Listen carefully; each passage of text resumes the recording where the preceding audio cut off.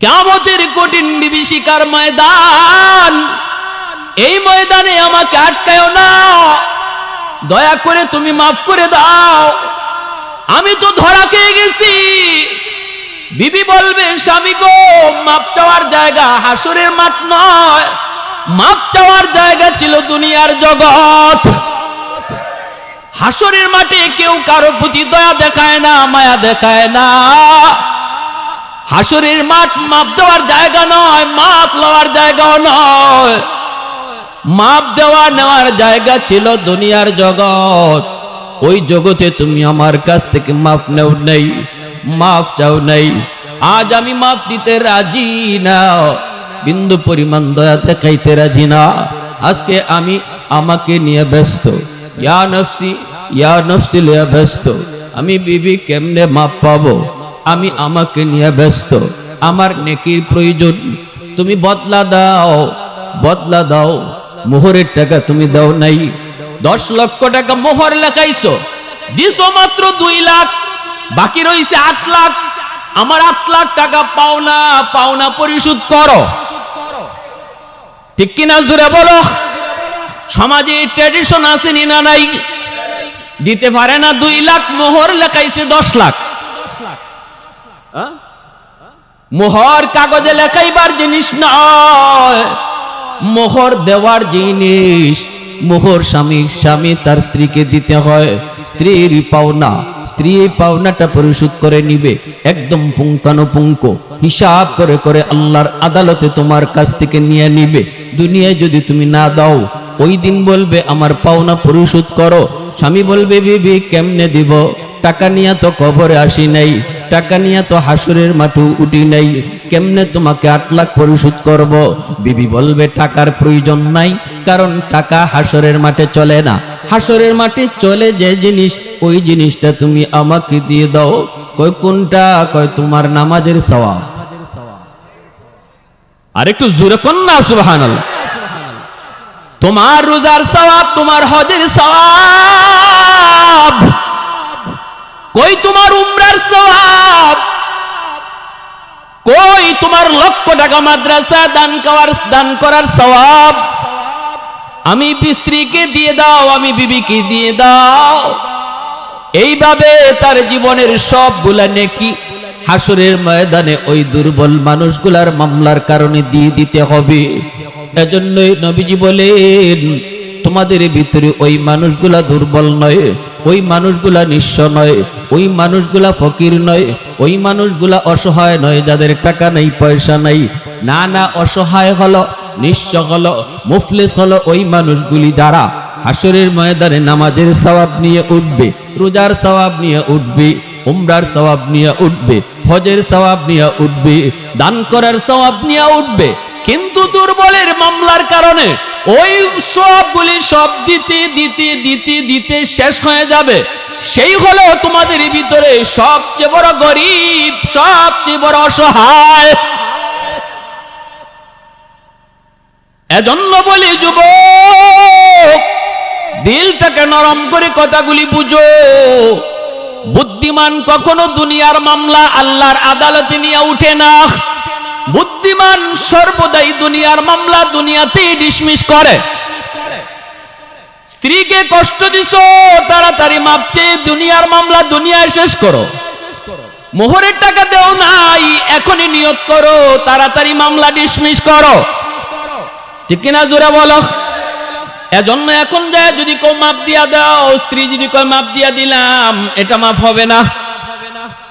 ঠিক কিনা জোরে বলেন, এটা মাফ হবে না। কেমনে মাফ হবে? বিবি মনে মনে ভাববো, আমি যদি এখন কই না আমার মুখরের টাকা দেওয়া লাগবে, আমি মাফ করবো না, তাহলে তো আমার স্বামী আমার উপরে নারাজ হয়ে যাবে, সে তো মনে কষ্ট পাবে। এজন্য তুমি যদি এখন যা কও, বিবি গো আমি মুখরের টাকা দিতে পারবো না, টাকাগুলি তুমি আমাকে মাফ করো। স্ত্রী কিন্তু মন না চাইলেও তোমাকে খুশি করার জন্য মাফ দিব। মন থেকে মাপ যদি না দেয়, এইটা মাপ হয় না, হয় না। এজন্য মোহরের টাকা তার হাতে তুমি বুঝাই দেওয়া লাগবে। এরপরে যদি সে তোমাকে আবার তোমাকে রিটার্ন করে, তখন তুমি খরচ করতে পারবা। আগে তাকে তার টাকা বুঝাই দাও। ঠিক কিনা জোরে বলো। এখন যদি বাসর করে উঠবার আগে কও না গো বিবি বাসর করে উঠবো না, মোহরের টাকা মাপ চাই, বিবি কইব ইন্না লিল্লাহি, এটা কি কয়? এত আশা করে বিয়া বইলাম, এখন বাসর করে স্বামী আইব, কি কয় মোহরের টাকা মাপ না দিলে পালঙ্গে উঠবে না। সাথে সাথে কয় কি, তো স্বামী গো একবারে দিল থেকে মাফ করে দিছি। এটা কি দিল থেকে মাফ করছে? ডাকাইতে ধরবো, আমারে ডাকাইতে ধরছে, ডাকাইতে ধরছে আর কয়েক বছর আগে আমাদের এলাকা সিলেটে। ডাকাতে যখন আমার মালগুলি নিয়ে যায়, তখন একটা তিনজন ওরা, তিনজনের মুখোশ পড়া, একজনের হাতে এত বড় একটা রান্দা। মালগুলি যখন নিয়ে যায়, টাকাগুলি নেওয়ার পরে কয় হুজুর কষ্ট পাইছেন? কি রে ভাই, আমি তো চিনি না, ও তো মুখোশ। হুজুর আপনাকে আমরা চিনি, আপনি চিনেন না।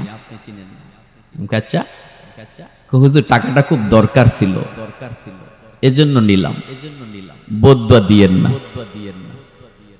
কি বলেন? এই সময় আমি কি বলবো? না না আমি মাপ দিব না।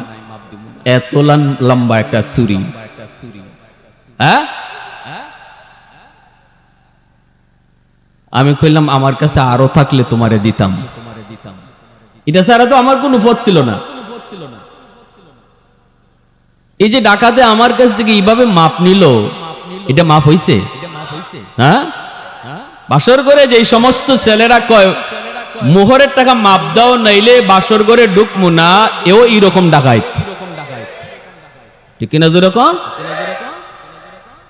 ওই ডাকাতে যেভাবে মাপ নিছে আমার কাছ থেকে, আপনিও এইভাবে স্ত্রীর কাছ থেকে মাপ নিতেছেন, এটা মাপ হয় না। এজন্য আল্লাহ নবী বলেন মজলুমের দোয়া বদদুয়া থেকে বাঁচো, মুসাফিরের দোয়া বদদুয়া থেকেও তুমি বাঁচো। 2 নম্বর হলো মুসাফির ওয়া দাওয়াতুল মুসাফির, অপরিচিত মানুষ দূর থেকে তোমার কাছে এসেছে, তোমাদের পাশের কোনো মহল্লায় যাবে অথবা তোমাদের কোনো এলাকায় এসেছে, লোকটার বাড়ি এখানে নয়, রাস্তা চিনে না, রাস্তাটা তারে চিনায় দাও, তারে ভালো একটা রাস্তার পরিচয় দিয়ে দাও। যদি পারো তাহলে 1 গ্লাস ঠান্ডা পানি খাওয়ায় তারে খুশি করো। নবীজি বলেন যদি তুমি মুসাফিরকে তুমি খুশি করতে পারো রে যুবক, 1টা গ্লাস পানি খাওয়ায়ও যদি তারে খুশি করো, দিলটা যদি তার খুশি হয়, দিল থেকে যেই দোয়া দিবে নবীজি বলেন এই দোয়া আল্লাহর দরবারে সরাসরি কবুল হয়ে যায়। আর যদি মুসাফিরকে কষ্ট দাও, রাস্তা বলেছে রাস্তা চিনায় দাও নাই, বলছে এইদিকে রাস্তা, এইদিকে তুমি দেখায় দিছো ওইদিকে, কষ্ট পেয়েছে লোকটা, আচরণ তুমি ভালো করো নাই, দিল থেকে কষ্ট পাইলো, নবীজি বলেন দিলের কষ্ট আল্লাহর দরবারে সরাসরি বদদুয়া হয়ে পৌঁছে যায়। 3 নম্বরে নবী বলেন ওয়াদাওয়াতুল ওয়ালিদি আলা ওয়ালাদিহি, মা বাবার দোয়া বদদুয়া আল্লাহর দরবারে সরাসরি কবুল। বাপ মা যদি সন্তানের জন্য দোয়া করে, এই দোয়া যেমন আল্লাহর দরবারে কবুল, বাপ মা কষ্ট পায় যদি বদদুয়া দেয়, নবীজি বলেন এই বদদুয়া আল্লাহর দরবারে সরাসরি কবুল হয়ে যায়। এজন্য মনে রাখবা, ভালো করে মনে রাখবা, বাপ মার দোয়া বদদুয়া আল্লাহর দরবারে সরাসরি কবুল। বাপ মা যদি দোয়া করে, এই দোয়া আল্লাহর নবী বলেন কবুল, গ্যারান্টেড কবুল। মঈনুদ্দিন চিশতি, আব্দুল কাদের জিলানী যদি তোমার ঘরে তুমি দাওয়াত করে আনো, তারা যদি তোমার ঘরে আইসা তোমার জন্য হাত উঠায়, 1 জন নয় 2 জন নয়, আব্দুল কাদের জিলানীর মতো এমন 100 জন নয়, 1000 আব্দুল কাদের জিলানী যদি তোমার জন্য হাত বাড়ায় রে যুবক, নবীজি বলেন দোয়া কবুল হবে কি হবে না কোনো গ্যারান্টি নেই। কিন্তু ভাঙ্গা ঘরে বইসা মা যদি হাত উঠায়, ভাঙ্গা ঘরে বইসা বাবা যদি হাত উঠায়, নবীজি বলেন এই দোয়া কবুল হবে, গ্যারান্টি আছে। আওয়াজ দিয়া বলো সুবহানাল্লাহ। আল্লাহ পাকের নাম জুড়ে নিলে অসুবিধা আছে? এ যুবক একটু আওয়াজ দিয়া কও সুবহানাল্লাহ, জুড়ে বললে কোনো অসুবিধা আছে? গুনাহ হয় না, সওয়াব। আল্লাহ নাম সুবহানাল্লাহ জিকির নিলে পরে দিলে শান্তি আসে কি আসে না? ইব্রাহিম খলিল শুধু আল্লাহ নামটার এত পাগল, আল্লাহ নামের তো পাগল। ফেরেশতারা কয় মালিক ইব্রাহিম তোমার বন্ধু হয় কেমনে? আল্লাহ কয় আমার পাগলের জন্য আমার বন্ধু। কয় বুঝি না মালিক, কেমনে তোমার এত পাগল? আল্লাহ ফেরেশতাকে বলে তাহলে মানুষের সুরত দুইরা পরীক্ষা করো। ইব্রাহিম খলিল ছাগল রাখালি করেন, নিজের ছাগল, বিশাল বড় ছাগলের পাল। ফেরেশতা মানুষের সুরত দুইরা পাশ দিয়া যায় আর আল্লাহ নামের জিকির করে। সুবহানাজিল মুলকি ওয়াল মালাকুত যাল ইজ্জতি ওয়াল আজমতি ওয়াল কিবরিয়াই ওয়াল জাবারুত। এত সুন্দর মালিকের নাম ইব্রাহিম খলিলের কানে আসা মাত্রই দৌড় দিয়া পাগলের মতো ওই লোকটারে ধরে ফেলছেন। কে গো তুমি? আমার মাশউকের নাম এত সুন্দর করে নিছো, আমি তো এই নামের পাগল, আরেকটা বার এই নামটা তুমি শোনাও। ফেরেশতা মানুষ রূপী ফেরেশতা নিজের পরিচয় না দিয়া কয় আমি মাগনা শোনাই না, বিনিময় দেওয়া লাগে। ফেরেশতায় যেই কইছে বিনিময় দেওয়া লাগে। ইব্রাহিম খলিল কয় কি চাও তুমি কও? অর্ধেক ছাগলের পাল আমাকে দিয়া দাও, বিনিময়ে শুধু একবার আল্লাহর নাম নিব। ইব্রাহিম খলিল কয় আমার অর্ধেক ছাগলের পাল দিয়া দিলাম। ফেরেশতা বলে সুবহানাজিল মুলকি ওয়াল মালাকুত যাল ইজ্জতি ওয়াল আজমতি ওয়াল কিবরিয়াই ওয়াল জাবারুত। এইবার ফেরেশতা অর্ধেক ছাগলের পাল লইয়া চলে যায়। ইব্রাহিম খলিল যেতে দেন না, যেতে দেন না। আবার দয়াল লোকটার কোমর জড়ায় ধরছেন আর কান্না শুরু করে দিছেন আর বলতেছেন কে গো তুমি? চিনি না, এত সুন্দর করে আমার মাশউকের নাম, আমার খালিক আর মালিকের নাম তুমি নিয়েছো, আরে একটা বার তুমি শোনাও। ফেরেশতা বলে তাহলে বিনিময় লাগবে, কি চাও? কয় বাকি অর্ধেক ছাগলের পালও দেওয়া লাগবে। ইব্রাহিম খলিল কয় দিয়া দিলাম, একবার শুধু আল্লাহর নাম। এইবার ফেরেশতা সব ছাগল লইয়া তিনি চলে যাবেন। ইব্রাহিম খলিল যেতে দেন না, আবারও যায় তার কোমর জড়ায় ধইরা কান্না শুরু করলেন। আরেকটা বার তুমি এই নামটা শুনাইবানি গো, আরেকটা বার এই নামটা তুমি শুনাইবানি। ফেরেশতা তখন বলতেছেন এখন আপনি কি দিবেন? কিছুই তো আপনার নাই, সব ছাগল তো দিয়া দিলেন, এখন আর কি দিবেন? ইব্রাহিম খলিল কয় আরেকবার যদি তুমি আমার মাশউকের নাম তুমি শোনাও, তাহলে আমি ইব্রাহিম সারা জীবনের জন্য তোমার গোলাম হয়ে যাব। আওয়াজ দিয়া কন্যা সুবহানাল্লাহ। আলহামদুলিমান কদ্দারা খাইরান ওয়া খাবালা, আলহামদুলিমান কদ্দারা খাইরান ওয়া খাবালা, ওয়া শুকরু লিমান সাওয়ারা হুসনান ওয়া জামালা, ফরদুন সামাদুন আন সিফাতিন খালকে বারিউন, রব্বুন আযালিয়ুন খালাকাল খালকা কামালা, লা জিদ্দা ওয়ালা নিদ্দা ওয়ালা হাদ্দা লিমাওলা, লা জিদ্দা ওয়ালা নিদ্দা ওয়ালা হাদ্দা লিমাওলা, আল আনা কামা কানা ওয়ালাম ইয়ালকা যাওয়ালা, আল আনা কামা কানা ওয়ালাম ইয়ালকা যাওয়ালা। মহব্বতের সাথে বলেন আল্লাহু আকবার। তাহলে বলছিলাম মা বাবার দোয়া বদদোয়া আল্লাহর দরবারে সরাসরি কবুল, দোয়া করলো দোয়া আল্লাহর দরবারে কবুল, বদদোয়া দিল আল্লাহর দরবারে কবুল। এজন্য বলি যুবক শোনো, যদি তুমি মাকে খুশি করতে চাও, বাবাকে তুমি খুশি করতে চাও, খুশি করাই তোমার লাগবে, কারণ বাপ মা খুশি থাকলে আল্লাহ খুশি। রাদার রব্বি ফি রাদাল ওয়ালিদাইন ওয়া সাখাতুর রব্বি ফি সাখাতিল ওয়ালিদাইন, আও কামা ক্বালা নবী আলাইহিস সালাম। নবীজি বলেন কোন সন্তান যদি বাপ মারে খুশি করে আল্লাহ তার উপর খুশি হয়ে যায়। কোন আওয়াজ দিয়ে কোন না, বাপ মা খুশি থাকলে কে খুশি? বাপ মা খুশি থাকলে কে খুশি? বাপ মা নারাজ হলে কে নারাজ? এইবার তুমি মাকে খুশি করো, বাবাকে খুশি করো, আল্লাহ খুশি। যিনি খুশি থাকলে আল্লাহ খুশি, তারে খুশি না রাইকা কারে তুমি খুশি করো? পীরের দরবারে যাও, অসুবিধা নাই। হক্কানি পীর ওলি আল্লাহ যদি হয়, অসুবিধা নাই। কিন্তু পীর খুশি থাকলে আল্লাহ খুশি, হাদিস পাই না। হাদিস আমরা পেয়েছি, যদি বাপ মা খুশি থাকে আল্লাহ খুশি। কিনা জোরে বলো। শ্বশুর শাশুড়িরে খুশি করো, অসুবিধা নাই। কিন্তু শ্বশুর শাশুড়ি খুশি থাকলে আল্লাহ খুশি, হাদিস পাই না। হাদিস পেয়েছি বাপ মা খুশি থাকলে আল্লাহ খুশি। ঠিক কিনা জোরে বলো। এ যুবক, মা বাবাকে খুশি করতে লক্ষ টাকা খরচ করতে হয় না, বোয়াল মাছ খাওয়াইতেও লাগে না।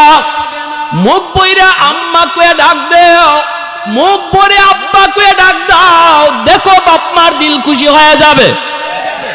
20,000 30,000 টাকা এক ছেলে ইনকাম করে, মাকে বাবাকে খাওয়ায়, কিন্তু মাস চলে যায়, বছর চলে যায়, একবারও মুখ ভরে আম্মা কয়ে ডাক দেয় না, একবারও মুখ ভরে আব্বা কয়ে ডাকে না। কারণ এই আব্বা ডাকটা শোনার জন্য বাবার দিল খা খা করে। কারণ সন্তান যত বড়ই হোক না কেন, মা বাবার কাছে সন্তান সব সময় ছোটই থাকে। মা মা ডাকটা শোনার জন্য পাগল, হাজার হাজার টাকা খরচ করে সংসারে, আম্মা কয়া ডাকে না, আব্বা কয়া ডাকে না। কিন্তু আরেকটা ছেলে 1 টাকা কামাই করে না, খাইতে গেল কয় আম্মা, ঘুমাইতে গেল কয় আম্মা, ঘর থেকে বের হতো কয় আম্মা, ঘরে ঢুকেও কয় আব্বা। এই ছেলের প্রতি বাপ মা দুর্বল থাকে, তার প্রতি ভালোবাসা বেশি থাকে। এজন্যই বলছিলাম, আমার নবী রহমতের নবী বলেন, যদি মাকে বাবাকে তুমি খুশি করতে পারো, আল্লাহ তোমার উপর খুশি। আল্লাহ পাক তোমার জিন্দেগির বরকত আল্লাহ বাড়ায় দিবে। কারণ তোমার জীবনের ভিতরে আল্লাহ পাক কিছু লাইট লাগায় দিছে রে যুবক, ওই লাইট গুলাতে আল্লাহ পাক জ্বালায় দেয়। তোমার আমার প্রত্যেকেরই জীবনে আল্লাহ পাক লাইট দিয়ে দিছে, লাইট জ্বালায় দেয় নেই। এই যে এখানে লাইট জ্বলছে, লাইট লাগানোর পর যদি লাইট জ্বালাইতে হয়, পাওয়ার হাউস থেকে লাইন ওকে করা লাগবে। পাওয়ার হাউস থেকে যদি লাইন ওকে করো, তখনই দেখবা লাইটটা জ্বলছে। তোমার আমার জিন্দেগির পাওয়ার হাউস হলো মা বাবা। মা বাবা থেকে যদি জীবনের লাইন ওকে রাখো, তাহলে জীবনের লাইট আল্লাহ জ্বালায়া দিবে। ব্যবসায় তুমি উন্নতি করবা, লেখাপড়ায় তুমি অগ্রগতি করবা, চাকরিতে তুমি প্রমোশন পাবা, যে কাজে হাত দিবা এই কাজে বরকত পাইবা। কারণ জীবনের পাওয়ার হাউস থেকে লাইন তুমি ওকে রাখছো। ঠিক না? মা দোয়া করতেছে, আল্লাহ আমার ছেলের ব্যবসায় তুমি বরকত দাও। বাবা অন্তর থেকে দোয়া করতেছে, জীবনের পাওয়ার হাউসের লাইন ওকে আছে তোমার, এজন্য আল্লাহ পাক লাইট জ্বালায়া দিতেছে, জ্বালায়া দিতেছে। কেন তুমিও পারো, কেন তুমি ব্যর্থ? আমি বলি দেখো লাইন কাটা কিনা। হুজুর ব্যবসায় কোনো উন্নতি পাই না, আমি বলি দেখো লাইন কাটা কিনা। লাইন তুমি ঠিক করো, জোরে বলো ঠিক কিনা। মদিনার যুবক, এ যুবক, অনেক যুবক আজকের মাহফিলে, ফরিদপুরে নগর কান্দার যুবক ভাইগুলি একটু খেয়াল করো। তোমাদের মতো একজন যুবক মদিনার বনু তামিম গোত্রের প্রসিদ্ধ একটি গোত্র, আমার নবী রহমতের নবীর কাছে ঈশা চোখের পানি ধরে ধরে কাঁদতেছি। নবীজি বলতেছেন, যুবক তুমি কান্দো কেন? রহমতের নবীর কাছে সবাই সুখ দুঃখের কথা কইতো, ঠিক কিনা জোরে বলেন? সুখ দুঃখের কথাগুলা নবীকে সবাই শোনাইতো। যুবক আমার নবী কি তার দুঃখের কথাটা শোনানোর জন্য নবীজির কাছে আইসা কান্না শুরু করলো। কারণ তিনি তো রহমতের নবী, তিনি তো উম্মতের দরদি নবী, তিনি তো উম্মতের দরদি নবী। যদিও মক্কার আবু জাহেল চিনল না, নবীজি দাওয়াত দিতে গেছেন, আবু জাহেল নবীর মাথায় আঘাত করে বসেছে। নবীজি ঘরে চলে আসলেন। এই দিকে আমার নবীর আপন চাচা আমির হামজা, তখনও তিনি কালেমা পড়ে মুসলমান হন নাই। তিনি তো নবীর বয়সীর সমবয়সীর, যদিও নবীর চাচা কিন্তু সমবয়সীর। চাচা ভাতিজা মাঝে মাঝে সমবয়সের হয় কি হয় না? হ্যাঁ, আমির হামজা একজন শিকারী, বনে জঙ্গলে তিনি হরিণ শিকার করেন, দক্ষ একজন শিকারী আমির হামজা। নবীজির চাচা তখনও কালেমা পড়ে মুসলমান হন নাই, নবীজির বাল্য বন্ধু, যদিও নবীর আপন চাচা কিন্তু বাল্য বন্ধু। একসাথেই নবীর সাথে ঘুরছেন, একসাথে চলছেন, একসাথে কোথাও হাঁটা চলা করেছেন, গল্প করেছেন। কিন্তু আমার নবী যখন তিনি কালেমার দাওয়াত দিতে শুরু করলেন, আমির হামজার খবর নাই। ইনি আছেন এই শিকারীর তালে, গেছেন তিনি জঙ্গলে শিকার করার জন্য। অনেকগুলা তীর, সবগুলি তীর তিনি শেষ করে ফেললেন, কোনো শিকার পেলেন না। একটা তীর মাত্র বাকি রইছে, একটা তীর মাত্র বাকি আছে। নজরে পড়েছে একটা হরিণ, শেষমেশ তিনি এই তীরটা মারবেন হরিণীর দিকে, এটাই তার শেষ সম্বল। এই দিকে আমার নবী রহমতের নবীর মাথায় আঘাত করেছে আবু জাহেল। এই খবর তো আমির হামদার নাই, ইনি তো আছেন জঙ্গলে হরিণকে শিকার করবেন। যেই মাত্র তাক করেছেন হরিণকে শিকার করবেন, আর বলতেছেন এটাই শেষ তীর, এটি আমার শেষ শিকার, এই মনে কইরা মাত্র তীরটা মারবেন, এমনি আল্লাহ পাক হরিণের জবান আল্লাহ খুলে দিছে। হরিণে ডাক দিয়া কয়, রে হামজা, একটা মাত্র তীর রইছে, এই তীরটা আমার লাগি না, এই তীরটা তুই আবু জাহেলের জন্য রাখ। আল্লাহু আকবার, জোরে কও না, আরো জোরে কও না, আল্লাহু আকবার। এ হামজা, একটা মাত্র তীর, সবগুলা তীর তুমি শেষ করেছো, শিকার তুমি পাও নাই, একটা তীর রয়েছে, এটা আমার লাগি না, আবু জাহেলের জন্য রাখ। কারণ তোর কলিজার টুকরা ভাতিজা মুহাম্মদ, আমার রহমতের নবী, আমার রহমতের নবী, আমার আল্লাহর দোস্ত নবী আমার এতিম, এতিম হওয়ার কারণে আবু জাহেল এত বড় সাহস করেছে। কিন্তু হামজারে, মুহাম্মদ না তোর আপন ভাতিজা। আমার রাসূলের সামনে যুবক যখন কান্দে, নবী বলতেছেন, যুবক বলো কাঁদো কেন? যুবক বলে, ইয়া রাসূলুল্লাহ, ওগো নবীজি, আমি বড় পেরেশান, আমার মা আমার বাবা আজ দুজন কবরে শায়িত। তারা যতদিন দুনিয়ায় ছিলেন নবী গো, আমার সংসার ছিল অভাবের সংসার। আমি দেখেছি আমার মা কত রাত না খায়া ঘুমাইছেন, আমি দেখেছি আমার আব্বা কতদিন কিছুই কামাই করতে পারেন নাই, খালি হাতে ঘরে এসেছেন। মা আমাকে কিছুটা খাওয়ায়া বলছে, বাবা ঘুমাও, আমি খাইছি। ইয়া রাসূলুল্লাহ, আমি ভালো একটা চিকিৎসা মারে করাইতে পারি নাই, ভালো একটা শাড়ি কিনে দিতে পারি নাই। আজ আল্লাহ আমাকে অনেক অনেক সম্পদের মালিক বানাইছে, আমার টাকা হইছে, ধন হইছে, দৌলত হইছে, কিন্তু মা নাই, বাবা নাই, যার খেদমত করব তারা তো কবরে শায়িত। এই টাকা দিয়ে এখন আমি কি করব? সময় মতো তো টাকা আসলো না, সময় মতো তো আমি টাকা পেলাম না। ওগো নবীজি, এখন আমি টাকার বিছানা বানাইতে পারি, টাকার বালিশ বানাইতে পারি, কিন্তু আমার মাকে চিকিৎসা না করাইয়া, চিকিৎসার অভাবে আমার মা দুনিয়া থেকে বিদায় নিছেন, বাবা চিকিৎসার অভাবে বিদায় নিছেন, আমি এখন রাতে ঘুমাইতে গেলে ঘুম হয় না। এ ভাই, আমরা কবরবাসীর জন্য কি পাঠাইব? এটা হাদিসের আলোকে শুনবার নিয়ত কার কার আছে? আবার দেখান হাত উঠে। মন গড়া ফাটাইমু নাকি নবীর কথায় ফাটাইমু? নবী যেভাবে কইছে এইভাবে, ঠিক কি না? মন গড়া না, ঠিক কি না? আল্লাহ নবী কই 2 নম্বর খরচ করো, 3 নম্বরে নবী কই ইনফাদু আহদিহিমা মিন বাদিহিমা। নবী বলতেছেন 3 নম্বর হলো বাপ মার কাছে মানুষের যদি কোনো পাওনা থাকে, তুমি সন্তান এই পাওনা পরিশোধ করো, ঠিক না? মা বাবার কাছে যদি পাওনা থাকে, অথবা বাবা যদি কারো হক নষ্ট করে থাকে, রে যুবক, একটু দিলটা নরম করে কথাগুলো বোঝার চেষ্টা করো। আমার নবীর হাদিস যখনই তুমি শুনবা তখনই তুমি কান খাড়া করে দিবা, কারণ আমার যুক্তি যেখানে শেষ সেখানে আমার নবীর কথা শুরু, ঠিক কি না? আমার কথা সব শেষ যখনই শুনবো নবীর কথা, আমার চিন্তা তখনই শেষ যখন শুনবো আমার নবীর চিন্তা, আমার যুক্তি তখনই শেষ যখনই শুনবো আমার আল্লাহর কথা। ঠিক কিনা জোরে বলো। আল্লাহর নবী রহমতের নবী বলেন 3 নাম্বার হলো মার কাছে বাবার কাছে যদি মানুষের কোনো পাওনা থাকে, এই পাওনা তুমি পরিশোধ করো। কেমনে সেই পাওনাগুলা? মনে করো বাবা কারো হক নষ্ট করেছে, কারো জমি দখল করেছে, কারো পাওনা টাকা বাবা না দিয়া মারা গেছে। মনে করো তোমার বাবা তোমার ফুফুদের হক দেয় নাই, আল্লাহ কর্তৃক যেই সম্পদ বন্টন করা হয়েছে, এই সম্পদ তোমার ফুফুদেরকে তোমার বাবা দেয় নাই, অথবা তোমার বোনদেরকে তোমার বাবা দেয় নাই, হয়তোবা তোমার প্রতি মহব্বত করে সে এমনটা করেছে, যার কারণে আজকে তার কবরে আগুন জ্বলছে। নবীজি বলেন যদি বাবার জন্য তুমি কিছু করতে চাও, কিছু পাঠাইতে চাও, সবার আগে এই পাওনাগুলা পরিশোধ করো। বোনদেরকে ডাইকা বোনের হক তুমি বুঝায় দাও, চাচাদেরকে ডাইকা চাচার হক তুমি বুঝায় দাও, ফুফুদেরকে ডাইকা ফুফুর হক বুঝায় দাও। বলে দাও আমার আব্বা ভুল করেছে, আমি করব না। এই কথাগুলা বইলা তাদেরকে তাদের সম্পদগুলা তুমি বুঝায় দাও।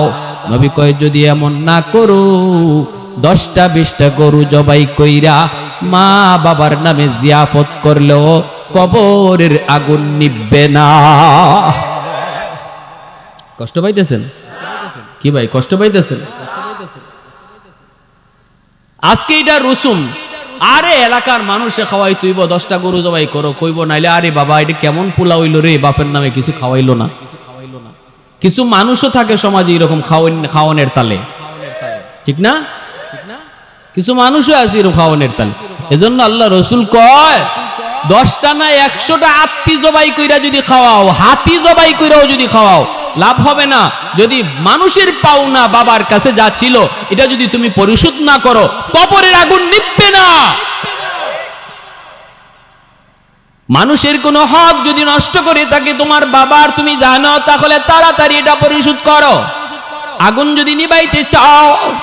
এরপরে আল্লাহ নবী কয় 4 নাম্বার, কত দামি ওয়াজ করেছেন আমার নবী।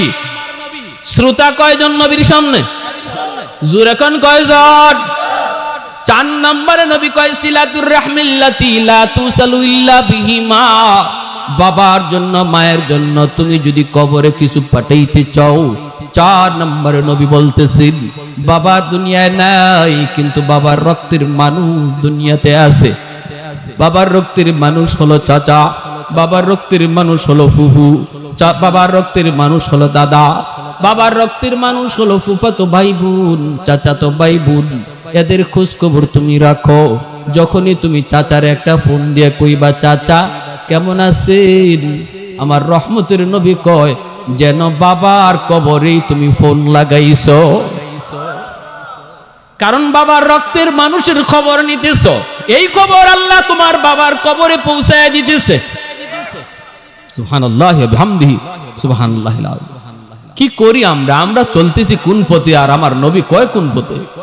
আজকে আমি শিল্পপতি হইলে, কোটিপতি হইলে, আপন চাচারে অথবা চাচাতো ভাই গরিব হলে তাদের পরিচয় দিতে চাই না, পরিচয় দিতে চাই না, নিজের লজ্জাবোধ মনে করি। অথচ লাখ লাখ টাকা বাবার নামে দান করতেছি, খবর নাই। এখানে চাচারে 500 টাকা দিলে এই খবরটা আল্লাহ বাবার কবরে নগদ পৌঁছাই দিত। বাবার রক্তের মানুষগুলার খবর নাও, বাবার কবরে আল্লাহ এই খবর পৌঁছায় দিবে। মা দুনিয়াতে নাই, কিন্তু মার রক্তের মানুষ দুনিয়া আছে। খালা তুমি কেমন আছো? নবী কয় যেন মারি কবরে জিগাইতেছো আম্মা তুমি কবরে কেমন আছো। কারণ খালা হলো মার রক্তের মানুষ। খবর নাও, ঈদের সময় একটু সাহায্য করো, বিপদে তাদের পাশে যায় দাঁড়াও। মনে করবা যেন মার বিপদের পাশেই দাঁড়াইছো। আমার রাসূল মায়ার নবী রহমতের নবী কত সুন্দর ওয়াজটা নবী করতেছেন, ওই যুবককে নবী বুঝায় দিতেছেন। এরপরে আল্লাহর নবী কয় 5 নম্বর হলো ইকরামু সাদিকিহিমা মিন বাদিহিমা।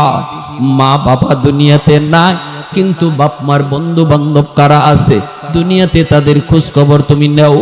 বাবা যাদের সাথে চলতো তাদের খবর তুমি নাও, খোঁজ খবর তুমি নাও। চাচা কতদিন হয়ে গেল আমাদের বাড়িতে আসেন না, আব্বা থাকতে আপনি কত আমাদের বাড়িতে আসছেন, আব্বার সাথে কত আপনাকে দেখেছি, আজ আব্বা না তাকায় আপনারও দেখি না। চাচা একটা চা খায় যান, চাচা একটা পান খায় যান, চাচা একটা লুঙ্গি নেন। এই বইলে যদি বাবার বন্ধুরে তুমি সম্মান করো, ইজ্জত করো, নবী কয় যেন বাবার কবরে তুমি পোশাকটা পাঠায় দিছো। এজন্যই আমার নবী রহমতের নবী খানচা লইয়া বসছেন আম্মা জান আয়েশা সিদ্দিকা রাদিয়াল্লাহু তাআলা আনহা, নবীজির পরম করম প্রিয়তমা স্ত্রী আম্মা জান আয়েশা রাদিয়াল্লাহু তাআলা আনহা খানচা ভরা রুটি, নবীজি বলতেছেন আয়েশা এই রুটিগুলি দেখে আমার চোখ দিয়ে দর দর করে পানি পড়ে, আমি কান্না থামাইতে পারি না গো। আম্মা জান বলতেছেন নবী গো কেন কাঁদেন? নবী বলতেছেন আয়েশা রে, আজকে আমার সামনে কতগুলা রুটি হাজির হয়ে গেল, আজ হলো আমি নবীর সুখের দিন, তোমরা হলে আমার সুখের দিনের স্ত্রী, কিন্তু আমার খাদিজা যখন ছিল তখন ছিল আমার দুঃখের দিন, খাদিজা ছিল আমার দুঃখের দিনের বিবি। কোনো একদিনও খাদিজাকে নিয়ে আমি এইভাবে রুটি খাইতে পারি নাই। মক্কার সবচেয়ে ধনী নারী ছিল আমার বিবি খাদিজা, সব সম্পদ আমার কথায় আল্লাহর রাস্তায় দান কইরা দিছে। সেই খাদিজাকে নিয়ে আমি নবী কোনদিন এইভাবে খানচা ভরে রুটি খাইতে পারি নাই, এজন্য আমার গলা দিয়ে এই রুটিগুলি যাবে না, আগে তুমি আমার খাদিজাকে একটা রুটি দিয়ে আসো। আম্মা জান আয়েশা বলতেছেন ইয়া রাসূলুল্লাহ, নবী গো খাদিজারে কেমনে দিব গো নবী, আপনার খাদিজা তো কবরে শায়িত। আম্মা জান খাদিজাতুল কুবরা রাদিয়াল্লাহু তাআলা আনহার কবর মক্কা শরীফ জান্নাতুল মুআল্লায়, মক্কা শরীফে যারা গেছেন হজ করতে, মক্কা শরীফের কবরস্থানে যারা গেছেন, এখানেই আম্মা জান খাদিজাতুল কুবরা শায়িত। ইসলাম এতটা প্রচার আর প্রসারের পিছনে যেই মহিলার সবচেয়ে বড় অবদান, যিনি সর্বপ্রথম ইসলাম গ্রহণ করেছেন, তিনি হলেন উম্মতের জননী আম্মা জান খাদিজাতুল কুবরা রাদিয়াল্লাহু তাআলা আনহা। আমি ওই জায়গায় যে আমার সাথীদেরকে বলছিলাম এই যে আম্মা জান খাদিজার কবর, এই কথাটা বলতে একজন সৌদি মতুক আমাকে ডাক দিয়া কয় হযরত ভুল করেছেন। আমি তো অবাক, ভুল করেছি, বুঝি নাই। কয় তো সেই জননী, যেই জননীর অবদানের কারণে আমি আপনি ইসলাম পাইছি, অতএব তার নামটা শুধু আম্মা জান খাদিজা বললে হয় না, বলেন আম্মা জান খাদিজাতুল কুবরা। আল্লাহু আকবার, বলেন আম্মা জান খাদিজাতুল কুবরা, বড় মহান, কুবরা বলতে মহান। মক্কার এমন কোন মানুষ নাই যেই মানুষ আম্মা জানের সাহায্য পায় নাই। সেই নারী আমার নবীর কাছে আইসা সব সম্পদ ইসলামের জন্য দান করে দিছে। নবী বলতেছে আয়েশা এই রুটি আমি খাইতে পারবো না, আমার খাদিজারে একটা রুটি দিয়ে আসো। আম্মা জান আয়েশা কয় নবী গো খাইতেন না গো নবী, কেমনে দিব আপনার খাদিজারে, তিনি তো কবরে শায়িত। নবী বলতেছে আয়েশা আমার খাদিজা যদিও কবরে শুয়ে আছে গো, তবু আমার খাদিজার একজন বান্ধবী দুনিয়াতে এখনো বেঁচে আছে, নাম হলো নাফিসা। নাফিসারে যে একটা রুটি দাও, আমার খাদিজার এই রুটি দেওয়া হলো। আওয়াজ দিয়া কও না সুবহানাল্লাহ। আল্লাহ নবী বুঝাইলেন মা বাবা দুনিয়াতে নাই, দেখো মা যাদের সাথে চলতো ওই মহিলাদেরকে পাইলে মার মতো শ্রদ্ধা কইরো, বাবা যাদের সাথে চলতো বাবার বয়সের মানুষগুলারে পাইলে বাবার মতো শ্রদ্ধা কইরো, তাহলে আল্লাহ পাক মা বাবার কবরে তোমার খেদমত পাঠায় দিবে। ভাইরা আমার জন্য বলছিলাম কয়টা আমল, জোরে বলেন কয়টা আমল? এক নাম্বার হলো তাদের জন্য দোয়া করব তো ইনশাআল্লাহ। কি দোয়া? বলেন রাব্বির হামহুমা কামা রব্বায়ানি সগীরা। এ যুবক মার কবরে পাশ দিয়া চইলা গেল, বন্ধুদের নিয়ে তুমি চলে গেলা বাবার কবরের পাশ দিয়া, একটা বারের জন্য মুখ দিয়ে এই দোয়াটা বের হলো না। বাবার রুটা ডাইকা ডাইকা কান্দে আর কয় বাজান রে কত রাত তোমার জন্য বাবা ডাক্তারের কাছে দৌড়াইছি, কোনোদিন তোমার কারণে বাবার নামাজটা কাজা হয়েছে, আজকে আল্লাহর দরবারে ওই নামাজের কারণে বাবা গ্রেফতার। একটা বার যদি কবরের পাশে দাঁড়ায়া রাব্বির হামহুমা কামা রব্বায়ানি সগীরা কইয়া দোয়া করতা, আল্লাহ বাবার কবরের আযাব আল্লাহ মাফ করে দিত। 2 নম্বরে নবী বলতেছে দান সদকা করো, মসজিদ মাদ্রাসায় দান করো, ওয়াজ মাহফিল করো, নেক কাজে তুমি বাপ মার নামে দান করো। 3 নম্বরে নবী বলতেছেন শুনো, তাদের কোনো পাওনা যদি তাকে পাওনা পরিশোধ করো, মানুষের কোনো হক যদি তাদের দ্বারা নষ্ট হয়ে থাকে তুমি সন্তান হিসাবে তাড়াতাড়ি হকটা ফিরাইয়া দাও। 4 নম্বরে নবী বলতেছেন তাদের রক্তের মানুষ যারা আছে তাদের খোঁজ খবর তুমি রাখো, ডায়েরি কইরা নাও। ডায়েরি, বর্তমান যুগটা তো সহজ, মোবাইলের যুগ। ডায়েরির মধ্যে আত্মীয় স্বজনের নাম লিখে রাখো, আর ডান দিকে তুমি নাম্বারটা উঠায় রাখো, উপরে লিখে রাখো সপ্তাহে একদিন ফোন দিয়া খবর নিব। তুমি যদি ফোনটা দিয়া খবর নাও 1 সপ্তাহ পর পর, 15 দিন পর পর, 1 মাস পর পর ফোনটা ডায়েরিটা নিয়ে বসো, নাম্বার দেখে দেখে ফোন নিয়ে শুধু খবরটা নাও। আমার নবী কয় প্রতিটা ফোন তোমার বাবার কবরে যাইতেছে। সুবহানাল্লাহ, জোরে বলেন। প্রতিটা ফোন মায়ের কবরে যাইতেছে। 5 নম্বরে নবী বলতেছে বাবা মার সমবয়সের মানুষ দেখলে পরে তাদেরকে বাবার মতো শ্রদ্ধা কইরো, মার সমবয়সের নারী দেখলে মার মতো শ্রদ্ধা কইরো। আল্লাহ পাক মা বাবার কবরে তোমার খেদমত পাঠায় দিবে। আমলখানা কারা কারা করতে প্রস্তুত আছেন হাত উঠায় দেখা। আল্লাহ তুমি কবুল করো, জুড়ে বলেন আমিন। এ যুবক যাদের মা বাবা দুনিয়ায় জীবিত আছে রে, আজ রাতে আমার কাছে মাপ চাইয়া নিও, খুশি করে নিও। মশারিটা আজকে টানায় দিয়ে দিও, মার বাবার মশারিটা টানায় দিও, মাথায় একটু তেল মালিশ করে দিও, পায়ের তলায় বাবার তেল একটু মালিশ করে দিও। এই কথাটা, এই আমলটা করা মাত্রই দেখবা বাবার দিল খুশি। নবী বলতেছেন যদি কোনো সন্তান রাতের বেলা মারে খুশি করে ঘুমায়, সকাল হওয়া মাত্রই তার জন্য আল্লাহ জান্নাতের দরজা খুলে দেয়। আন আবি হুরায়রা রাদিয়াল্লাহু তাআলা আনহু قال قال رسول الله صلى الله عليه وسلم من اصبح مطيعا لله في والديه اصبح له بابان مفتوحان من الجنه। আর যদি কোনো সন্তান রাতের বেলা মারে কষ্ট দিয়া ঘুমাও, সকাল হওয়া মাত্রই নবী কয় তোমার জন্য জাহান্নামের দরজা আল্লাহ খুলে দিবে।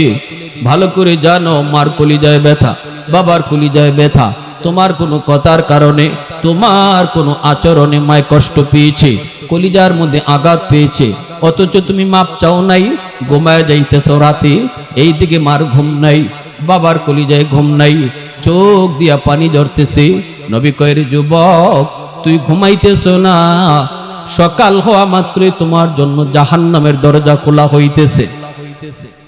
অতএব আজ রাত মারে খুশি কইরা, বাবারে খুশি কইরা, যাদের বাপ মা দুনিয়া আছে, কারা কারা এই আমলটা করতে রাজি আছো একটু হাত উঠে আল্লাহরে দেখাও। আল্লাহ তুমি কবুল করো। আরেকখানা হাদিস কইলাই, আবু দাউদ শরীফের হাদিস, মান যারা কবরা আবাওয়াইহি ফি কুল্লি জুমাতিন গুফিরা লাহু কুতিবা বাররান। তুমি মাফ চাইতে পারো নাই, বাবা কবরে চলে গেছে, এখন কি করব? হুজুর আমার তো সুযোগই নাই মাপ চাওয়ার। রসুল কয় জুম্মার দিন যদি বাপ মার কবর জিয়ারত করো, তাহলে আল্লাহ তোমার এই অপরাধটা, এই দুষ্ট আল্লাহ মাফ কইরা তোমাকে বাধ্য সন্তানের তালিকাভুক্ত বানায়া দিবে। জুম্মার দিন বাপ মার কবর জিয়ারত কঠিন কাজ না সহজ? সকাল থেকে নিয়ে সূর্য ডোবা পর্যন্ত যে কোনো এক টাইমে জুম্মার দিন আমরা কবরস্থানে যাবই যাব ইনশাআল্লাহ। আল্লাহ আমাদের সবাইকে কথাগুলোর উপর আমল করার তৌফিক আল্লাহ দান করুন।